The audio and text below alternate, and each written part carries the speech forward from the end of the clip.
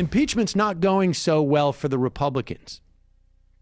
And today the defense will present their case, and there are reports now that they are attempting to, there's a lot of editing going on, it appears, in their defense.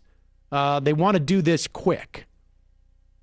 And this is coming in the wake of reports that 3 senators who are ostensibly the jurors, the impartial jurors, the jurors who are keeping an open mind and listening to the case, met with defense attorneys, talking about Lindsey Graham, Ted Cruz, and Mike Lee, having met with the defense attorneys as jurors. Not a huge surprise, but there is apparently some concern amongst Republicans that this is hurting them politically. If that is the case, my suggestion would be to the Democrats to call witnesses and let's expand on this. Impeachment is playing out exactly, I think, as some of us anticipated, which is it is shining a light on those in the Republican Party, which, let's be clear, is the vast, overwhelming majority of the party, to the extent that it's almost useless to talk about the 4 or 5 or 6 who find it in their best interest to distance themselves from Donald Trump. In the Senate, never mind the House, the Republican Party is the party that gave birth, that rose Donald Trump up. They are responsible for him, and impeachment is putting a very, very fine point on that fact, because now that ostensibly Donald Trump is not there as their president, is not there to extract a political price on them, they are still defending this man's behavior, et cetera, et cetera, et cetera. Everything about him.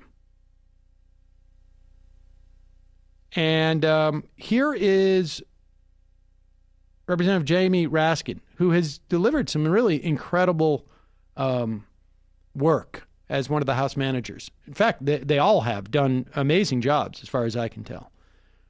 He is arguing yesterday that if Trump returned, does anybody think that he would do any more to rein in his supporters now or in the future than he did then? Has said over and over his supporters are loyal. In his own words, his supporters are the most loyal that we've seen in our country's history. And he knew that his most hardcore supporters were willing to direct violence at elected officials, indeed to attack and lay siege to a Capitol building. And he knew they would be ready to heed his call on January 6th to stop the steal by using violence to block the peaceful transfer of power in the United States. He knew they were coming. He brought them here, and he welcomed them with open arms. We hear you and love you from the Oval Office. My dear colleagues, is there any political leader in this room who believes that if he is ever allowed by the Senate to get back into the Oval Office, Donald Trump would stop inciting violence to get his way? Would you bet the lives of more police officers on that? Would you bet the safety of your family on that? Would you bet the future of your democracy on that? President Trump declared his conduct totally appropriate. So, if he gets back into office and it happens again, we'll have no one to blame but ourselves. He went on and said, actually, more than didn't he call the speech perfect? Perfect speech. How many times over the past couple of days have we heard Republicans, whether it's their mouthpieces at Fox or in the Senate, he didn't know what he was doing. If anything got out of control, it was surely by mistake. Yet, in retrospect, he still characterizes the speech as perfect. And so, I mean, let's just play this clip of Lindsey Graham on Sean Hannity's program. from Wednesday night. This is a sign that they are panicking. Because you know that if the Republicans felt that they weren't feeling any pressure for defending Donald Trump by normal people in the country, they would be out there touting the fact that there is no case. They would be talking about impeachment. But instead, here's Lindsey Graham. This is an interesting theory. Go ahead. You go. Can I say something right quick? You bet. New evidence makes you do that. The only reason they're trying to create this bizarre storyline that Trump was in on it, along with Dan Scavino, is that we now know, after impeachment that was done without a lawyer, without a hearing, without any witnesses, that the FBI and the Capitol Hill police actually now understand this was pre-planned. They were planting bombs the night before. So the whole storyline that Donald Trump caused this by his speech has fallen apart due to good law enforcement activity. And here's what I want to know. What did Nancy Pelosi know, and when did she know it? If this was widely known by the FBI and Capitol Hill police that people were planning to come to Washington before the 6th to create violence, I want to know, did she know about that?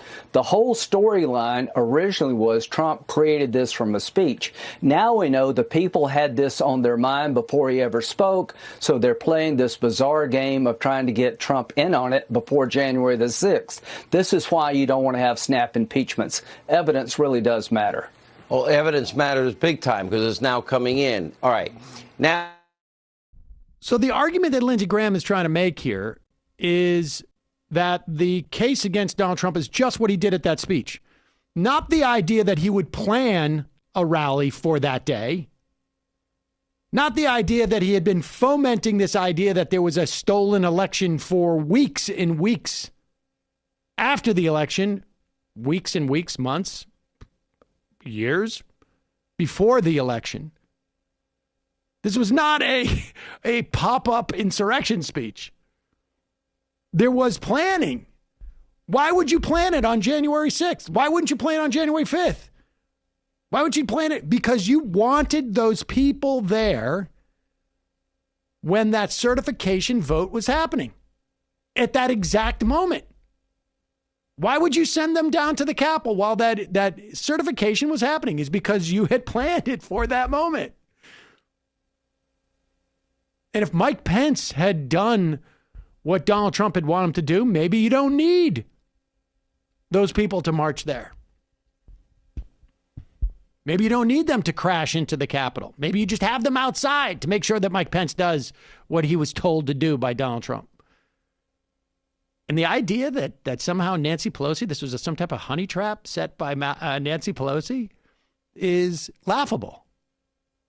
It will resonate on Fox News, and it will probably grow into a full-blown conspiracy theory on OWN or Newsmax or wherever into the fever swamps.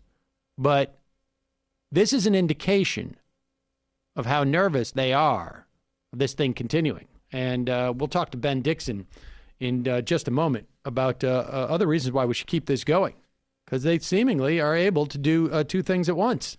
Both implicate the Republican Party in all of this and get their work done in terms of the COVID relief.